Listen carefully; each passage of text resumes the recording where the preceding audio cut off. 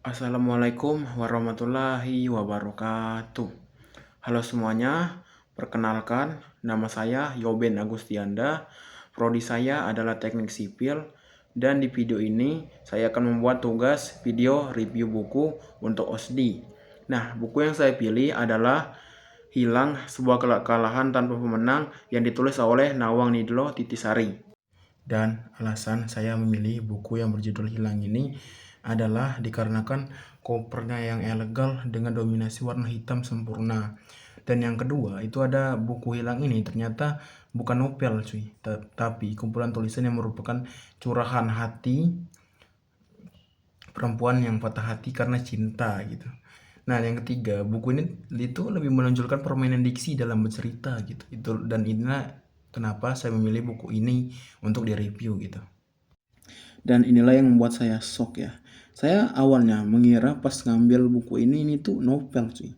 Ternyata bukan, isinya bukan novel ya. Saya tidak menemukan satu tokoh yang mempunyai nama dalam tulisan ini. Saya berpikir kemungkinan ini adalah gambaran perasaan penulisnya yang pernah patah hati. Lembar demi lembar itu tuh yang saya tulis ini hanya berkisah tentang curhatan tokoh utama aku tentang sakitnya ditinggal pergi kekasihnya gitu. Dan sementara sang kekasihnya tidak punya rasa bersalah dan menyesal. Padahal kekasihnya ini masih terus mengharapkannya. Dan bisa dibilang saya cukup menikmatinya buku ini. Hanya saja bagi saya sayang saja kalau tidak dibuat tokoh dalam novel ini karena dalam buku ini karena kisahnya ini tuh berpotensi loh dibuat cerita novel gitu. Dan ya, setelah saya membaca buku ini, saya tahu kalau misalnya buku Hilang ini atau buku yang berjudul Hilang ini, biar lebih jelasnya, mengisahkan tentang perasaan perempuan yang ternyata terlalu rapuh ketika jatuh. Bahwa perempuan itu sulit untuk menerima perpisahannya, meskipun wajahnya mengangguk mengiyakan, tapi hatinya tak akan bisa merelakan. Yang dimana ini menurutku tamparan yang cukup keras untuk para lelaki ya, yang sudah memutuskan cinta kekasihnya. Dan perhatikan juga menurut saya bahwa perempuan itu tidak bisa disakiti. Jadi bagi saya buku ini sebetulnya harus dipunyai para lelaki agar bisa lebih sayang atau peduli kepada pasangannya gitu.